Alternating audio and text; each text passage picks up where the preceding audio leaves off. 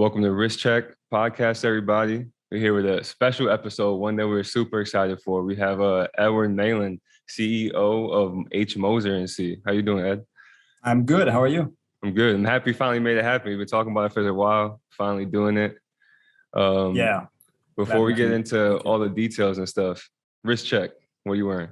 Oh, I should have taken another one, but I'm wearing a streamliner. I cannot really show you the face because I'm testing something that is, for the near future. A new dial?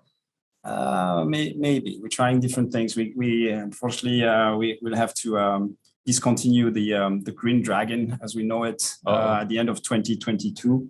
Okay. We're not going to produce it in 2023. So we're trying different things for the future, different movements, different dials, different things. We want to surprise you guys. So we're getting a Wrist Check podcast first. We're getting a teaser of a watch. I'm going to send a letter tomorrow to announce it. So okay. I don't think you're going to post it by tomorrow. We won't post it by tomorrow, but when this comes out. I'm going to announce that we're stopping the Green Dragon for now, but I'm not going to say that what we might launch instead because I don't know. Yeah, you'll figure it out. I'm sure. I don't even know if we're going to launch something instead. To replace it, we have so many things in the pipeline that it's going to be fun enough. Yeah, we have option overload back at the factory. Too many good things happening. Yeah, it's a good place to be in right now because there's the demand is quite high, I think, for all brands. So it gives us a little bit of more flexibility to postpone launches to be really 200% ready. There's a couple of cool things that we wanted to launch this year, and we said, listen, it's a nightmare already to deliver what we have committed. So let's not make it. Yeah, the stuff that you already produce is so limited in high demand because you guys produce so few numbers compared to most other companies. So anything new is going to be even crazier. Yeah, no, and that's why at some point. Of course, we say luxury, demand has to exceed the offer, but at some point it creates too much frustration. So we need to be careful with that. Yeah. All right, so we jump in the gun a little bit, Ed. Before we go into everything else, tell us a little bit about yourself. We know you've been involved in the watch industry for a long time. So tell us a little bit about that. Pretty much forever. Yeah, exactly. Not always actively, but I was born in a family where watches is the main topic at the dinner table since I was born. I was born in the Vallée de Joux. So if you're familiar with the watch industry, that's where Audemars Piguet, Breguet, Blancpain, Jaeger-LeCoultre, many of those amazing manufacturers are based. And it's a small valley up in the mountains in Switzerland with 6,000 people living there. Yeah. But actually more than 6,000 people working in the watch industry. So exactly. People coming to this kind of high-end watchmaking hub. Every day to work on watches. So all my friends, as I grew up, the people in my family, they were all working in the watch industry. We have a few generations of watchmakers in the watch industry. Actually, the Meylan, my last name is quite famous in the watch industry as well. There's the Meylan brand. Hodinky did an amazing article on the subject recently, talking about Meylan and how it impacted I think Mr. Meylan made the most complicated watch ever made in the US. Oh wow! And there was an amazing article on the subject recently. We were super proud. My father was so proud about it. What exactly was the watch? It's a great Grande Complication from Charles-Henri Meylan, which was made in early 20th century. That's the most complicated watch known produced in the US. Wow, that's crazy. So what about the US brought the manufacturing here for the Meylan watch brand? Well, I think Charles-Henri Meylan was, it was one of the three big brands at that time. There was Patek Philippe and Audemars Piguet. The two others survived. Unfortunately, the Meylan brand didn't. The Great Depression came there and not everybody survived, but he was known for producing amazing movements, a lot of patents. And he made a lot of movements. At that time, the way the industry was structured, there were a few great manufacturers, and then brands would use the movement. So Tiffany, for example, would use the Meylan movement. So he was kind of one of those masters and established. Was very strong in the U.S. market. Yeah. So your family obviously had a history here in the U.S. Is that how you ended up in Philly? Because that's a long way. That's a long way from the Vallée de Joux. Yeah, that's a long way from the Vallée du Joux. But I mean, I didn't go direct from the Vallée du Joux to Philly. But no, I started. I'm an engineer. I had a master of in engineering from the Swiss Federal Institute of Technology, and then I worked in consulting for a few years, trying to break away from this family tradition of watchmaking. But yeah, and it pulled you back in. Just 3 years later, I was back in the industry. I started working in Asia. Distributing independent brands based in Kuala Lumpur. It was a great experience. But as an engineer, I felt I need a more. I'm somebody who feel learning by doing is very important. But I like to have strong frameworks. So I decided to do an MBA, and that's how I went to Walton to do my MBA. It's been almost 20 years now, 15 years. Yeah. So you joined. So that's how I ended up in Philly. Yeah. You joined Moser in 2013, correct?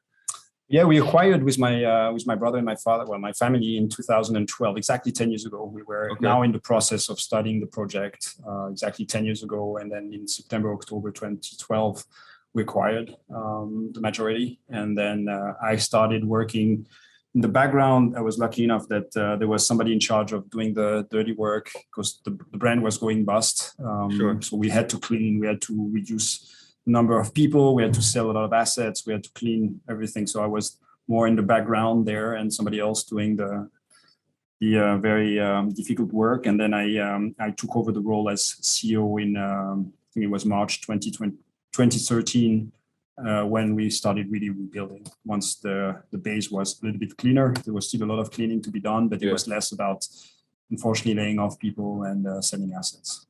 Yeah. So having a background in engineering and, having a master's in that field, when you took over Moser, how did that affect your thought process in terms of what you wanted to see from watchmakers and designers and your own engineers? I think that's useless, to be honest. I think there it's really about guts feeling. I think the first step was really to try to understand what is when you acquire a brand, you need to understand. My idea was really try to understand what your predecessors have done that is good and you want to keep. Otherwise, you better start with something new. And I could have done the Meylan brand instead. So we said, okay, what's interesting in there? What is the philosophy? How do we build from there? And then once that was kind of something I understood, then I'm trying to really feel what can we bring that is more me or more us as a team, together with my brother, the core team that we built around us here. And slowly build on that. So the first step was really trying to understand, and really my engineering and finance and whatever background didn't help much. It was more about trying to understand where's the market going in terms of its subtle aspects. Are we going more complicated? Are we going more simple? Why is there a Moser brand out there? There's hundreds of brands, so why do we need another one? A lot of people looked at that brand and said, it's a lost cause. There's no point trying to save this brand. Anyway, there are too many others that are way better. And then we took, nevertheless, the risk as a family and saying, this is a huge investment for us. So let's make something good out of it. But how and what? Right. And to be honest, when we invested, we had no clue. So the first phase was really get away from the frameworks, try to understand what makes this brand unique, try to get this unique design, this unique philosophy, and then build on top of it, bringing then your own sense, your own philosophy. Yeah. So a good piece of advice is if you want to get into watches, don't get a degree in engineering. Well, afterwards is, after when you start working with the teams and then you say, listen, guys, we're going to do this, and you need to question them. I like the idea of having a very holistic perspective on the business. I studied and worked in business, in finance, in sales, in marketing as an engineer, so I can have discussions with anybody in my team and challenge them. Of course, they're better than me in all those different subjects. When I talk to my CFO, he's a better finance guy. When I talk to the marketing manager, she's way better than me in understanding all those ideas of digital marketing, but I can ask the questions and I can challenge her, and I can also have constructive discussions as a sparring partner. And I believe as a CEO, you kind of set a vision. You try to find the people who agree and appreciate and build this vision with you, and then you bring the impulse. You need to throw the projects and put the energy behind the right things. Then you need the right people to understand and implement those things. So. yeah, it's an adventure. So in the end, to start with, to get an idea, I don't think you don't need always a business and engineering degree. But if you want to make it a success, then either you're very smart self-taught, which I'm not. I don't have the confidence to do that, or you need to have the right team to help you. Yeah. Or I mean, in my case, I felt I needed to have the frameworks and then the right team around me. Yeah, I don't think it really matters what you're doing in life, but you need the right group of people, and like you said, you need the right team around you to really make it a success. Oh, definitely. For sure. And it takes time. It's probably one of the most difficult things, because some people you believe are the right people, and they might be at a certain point, and then they might not be in the next cycle of life of a brand. So it's not an easy task. Sometimes you need to part from people that you appreciate as people, but you don't feel they are the right people to grow the brand with you. So I think the human aspect is always the most difficult. Right. So let's get into the nitty gritty. You take over as CEO and you're like, we need to revive the brand. We need to rebrand. We need to essentially fix this, right? Well, first we need to stop the bleeding, because it was a lot of cash going out every month. And we, as a family, we're not like one of those big groups. So we need to stop this bleeding. That's 2013 was all about, like, how do you reduce the losses? Yeah. So what was the first thing that you did as CEO of Moser that was like, this has my DNA in it, that you can remember? I mean, the first big thing was when we developed, there's different aspects. I mean, one aspect was really about the re-engineering, in saying, well, there's no point selling watches that are not of the right quality, that are not reliable. So we need to go through re-engineering phases. And that was something that we underestimated when we did the due diligence. And 2013 was a lot of producing to replace movements from things that had been sold that didn't work. So that increased the loss, because we were working on things that we couldn't sell. We were just using those things to replace things that our predecessor had done that were not at the level. That was definitely the first phase. Then it was trying to find what is the message, what is the core message of Moser, what makes us as a brand different. And that's there we developed the Very Rare, which was something that we launched also in 2013, and is still today our motto, and made a lot of people laugh, because at that time everybody was writing since 1820 whatever. Our date is 1828, so I could have said Swiss manufacturer since 1828. That would have been the easy way, but we decided to go another way, and we went with the Very Rare, which was at that time a little bit controversial, but is the cornerstone of everything we did since. And then it was the product aspect. You look at the collection of Moser, a lot of the watches we're still selling today, but we changed the color of the dial. We started playing with the fumé, with colors, with materials, and a watch that was very classy, elegant, but boring 10 years ago has become, a year or 2 years later, very sexy. And that's where there was this click, and creating this brand that today is seen a little bit. I would love to see it as kind of creating the bridge between traditional and modern watchmaking. You have on one side the Richard Mille and MB&F of this world, and the other side you have the Patek or Vacheron, and then we try to take the best of both worlds, and that's what I believe Moser is doing today. Yeah, no, I think you definitely do. Moser is one of my favorite brands, and we talk about you guys often. Me too. Yeah, I hope so. We talk about you guys often here at Wrist Check, and I know in my circle of friends, people are always like, yo, like, the more traditional stuff, like, they get it, but it's not really us. And then, like you said, the Richard Mille and MB&F, it's great, but it almost seems like it's too much. And I'm like, okay, well, look at Moser. And everyone's like, yeah, this is hot. Like, this does it. And like you said, it could be the simplest thing. You know, you can take like the heritage line and just give it a cool dial, and it just works. It changes the entire aesthetic, and you appeal to a whole new audience of people that maybe felt left out. But that's exactly the way we think every single product and every single line is. Heritage is inspired by the antique watches from our museum, but at the same time, we bring Global Light and Funky Blue. And Global Light is this modern ceramic technology to put on the dial. And then you look at the watch, it's like, oh, okay, I understand it's inspired by pocket watches, but it's very cool at the same time. That's exactly every time we create a product. And we were looking at some new products today, and some we said, no, this is too traditional. We let that to the other brands I mentioned before, let them do those things, because we want to make watches that we love to wear and that we are super excited to, that really creates this tension. I mean, traditional, classic, elegant watchmaking doesn't have to be boring.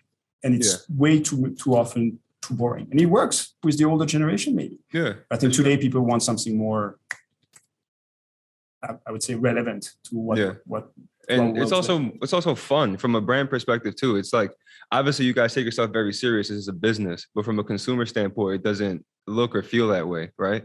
Like, yeah. At the same time, there's a strategy behind, and you're right. As a business, of course, when people say, "Oh, you put an eraser on the dial," this is really like pushing the boundaries. But exactly, I mean, we're trying to send a message there, and then there's a strategy about explaining what Moser stands for, and making statements about our values and our philosophy and all those things. And I think the people that can look behind the symbol and the provocation, they understand what Moser stands for. Yeah. And again, we don't have to please everyone. I think too many brands try to be too democratic, and in the end, they please nobody. I think what we love to say is, yes, you cannot please everyone. Anyway, we make less than 2,000 watches a year.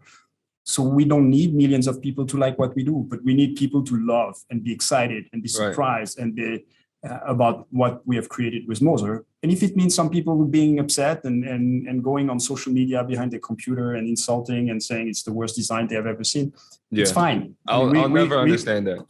Well, we at the beginning, it's tough. A few years ago, the first year, I was like looking at all those messages. I was on social media and trying to be on all fronts. And then I was like, when somebody destroys your idea in a very non-constructive way, it hurts. Yeah. And then slowly I realized that the more we get those kind of haters, the more watches we sell. Then at some point you put it in perspective and you're like, I don't need to answer all those questions. I don't need to justify myself. I think at the end of the day, if we want to create, we are a very small independent brand. And we need to be different. We need to stand out. We need to be true to our values and our opinion. We're activists, and that's also a reason why we are. There is a Moser out there, and suddenly, then the entire community of people who actually love what we do started answering for us. So we don't have to do this dirty work. The product does it for you. The product and the people. Exactly. I remember when the Edouard perpetual tutorial came out. A similar situation like that was going on. People were on Instagram and social media trying to bash it. And the first thing that came to my mind was, do you know how many people are going to ask whoever they buy that watch from how it works? The watch now tells you how to do that. You don't have to worry about it. But a lot of people don't understand our perpetual calendar. 10 years, it's been 15 years we launched it. That was like the first assessment. Mm-hmm. And second is Moser philosophy is all about minimalism. And some people, I mean, we have done it so much that some people don't see it anymore. How Moser, we're trying to go to the essence and try to get rid of everything. So the best way to do that is to go the opposite extreme and saying, like, let's put the entire blueprint, the instructions booklet on the dial, which some brands do. Yeah. To some extent, it says chronometer, 160 meter, water resistant, Swiss made, cost certified, the plus kind the brand, of movement certification. I'm like, just put next time you should put the price on it. Maybe that's a good idea. I should put the price on the dial. There you go. You should do that. Now next is you're putting prices on dials. There you go. Yeah, that could be a good provocation also. Maybe for the next Streamliner, the one you're wearing. Yeah. Well, if you do it in red though. That's my touch. Put the price in red. So, it's just crazy. The price strikes through and put a higher price below. Exactly. You just cross it out and put a more expensive one. Bitcoins. No Bitcoin. We don't want that right now. It's no good. If Rashawn was here, no idea what the value will be tomorrow. Yeah, just whatever you do, don't mention the metaverse. Shout out to Rashawn. So speaking about all the crazy, more whimsical stuff that you do. You mentioned the Watch with the Eraser. That was a collaboration with Second, correct? Yeah. What brought that about? And can you speak to us more about how the Undefeated collab also happened? Because that's kind of my real introduction to being around like a Moser activation for something like that. And that was a great time. Sure. So let's start with Second. So Romaric André is the artist behind Second. He's a French guy based in Paris, crazy guy that I know for about 15 years now, and we know from business we had together before, and then he started the second, and I followed what he was doing, and then I saw all his Zeniths, Rolex, and kind of transformation of vintage watches that he was doing, and always with a message behind. Again, Moser is about messages. He had always like trying to reinterpret the product, try to make it relevant, even though they might be, 70 years old, 40 years old, whatever. And it was always about big brands. And one day I said, why don't you, I would love to see what would be your take, your philosophy of what you think Moser stands for and what is our philosophy. And he said, but what do you want? I said, I don't want anything. I want one idea. Don't pitch me three ideas, pitch me one idea. Mm-hmm. And then we do it. And then he came with the eraser and said, for me, Moser is about trying to go to the minimum and and it's one of the most difficult things. You when you do a design and you want to make it minimalistic and as perfect as possible, you erase and start again, which is a difficult process. Some people, it's, as we always say, it's more difficult to make something simple than complicated. Right. And that was his representation, his philosophy, and then we went for it. We did it. We did put together with the art piece that he created and made that special edition. And we thought, 20 pieces would be a difficult sell because, do people understand what stands behind that? And sure. We launched it again as part of a campaign that we did about what Moser stands for. The idea of every watch is an art piece. We don't put our logo on it. We want the product to talk by itself. We should recognize a Moser for its design, for its details, for its subtle details, and not because it says Moser on it. Right. And that's what he expressed with his art, and that's why it's been something that we feel brought the brand forward. And a lot of people understand better what Moser stands for thanks to that. And that's why we do those drops, those ideas. And we like to explore new territories. So we started doing collaborations a few years ago with MBNF, which is a different segment of our industry, much more like, as you said, more UFO type of products. Sure. An open new world for us in the third dimension, which we are exploring now with our current collection. Then we did a collaboration with an artist like Romaric. We did then this year we wanted to talk about to do collaborations in fashion. We did something with the Armory, which is more like very classic. That was more traditional for Moser, I would say, for sure. Yeah, but with an edge. What Mark and his team are doing, Mark Shaw from the Armory, is quite incredible, and it's one segment or one part of the spectrum of Moser, and we like to play on the whole spectrum. So we went that way and said we created very small, very thin Vanta Black, smaller watch in Endeavor, huge success. And then we said we want to show the other spectrum. And a couple of years ago, when Eric Cheng, one of the owners and CEO of Undefeated, reached out to me and said, I'm a big fan of Moser. I've been collecting the Streamliner chronograph, even though we just launched it. He already had 2 of the first edition. And he said, well, do you really answer your emails when I send to info@?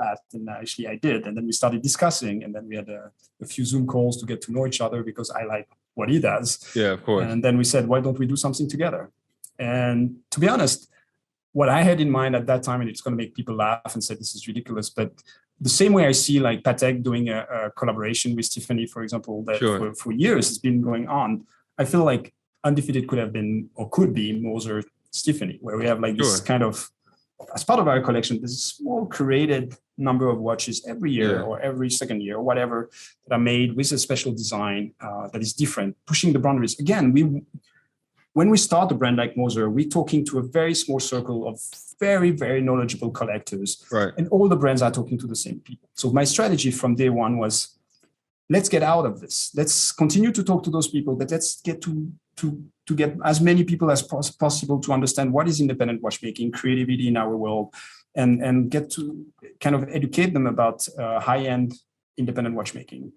And all those activities we did were to try to go further in that world. When we did the Swiss Alp watch, Moser was present in the tech, in the tech media, like Gizmodo and Gadget and those. A lot of people were like, a watch for $20,000? This is crazy. I didn't even know there were watches at that price. And they're probably not even as accurate as a smartwatch. It's true. But at the same time, all those people discovered high-end watchmaking. And with Undefeated, it's a huge community way beyond the people who can afford our watches. But so many of them collect. So many of my collectors today collect sneakers as well, and especially from Undefeated. I didn't know that. It was crazy. So many people told me, like, I started collecting with sneakers, and then I moved to watches. And I've been traveling quite a lot this recent week since we launched, and everywhere in the world, on the West Coast in the US, of course, but also all over Asia, everybody has been talking about this collaboration. And we didn't expect it. We did 76 watches, and they were gone very, very quickly. 76 watches and wall clocks. And wall clocks. We did And a few wall more wall clocks. clocks for some people that were frustrated not to get. We did a few more wall clocks, but we did also the hoodies. We tried to do. I mean, it's quite common in this kind of streetwear industry to create like a whole you have doing ecosystem. the apparel capsule around everything, right? Yeah. Also, so we have the hoodie, we have the t-shirts, we have the jacket. I'm gonna say now that undefeated Moser hoodie is the most comfortable hoodie I own, hands down. It will be a staple in the winter wardrobe. Yeah, I mean, if you're in the AC, sure, but outside, no, you're gonna melt. Ed, I think we're coming to an end here. This has been a great time. Very happy to have you on. And thank you so honestly, much. It's too short, so we gotta do it again. Full podcast. With pleasure. We'll schedule it. Anytime, let me know. We have quite a lot of new launches the next few weeks, months, and very excited. Well, look, anytime, be ready. At Wrist Check, we'll be all over it. I'll be all over it. I'll be posting everything you guys post, writing captions about it. I love the stuff, so the coverage will be good. Don't worry about it. Thank you so much. All right, sir. Thank you. Enjoy the rest of your day. We'll talk soon. And take care.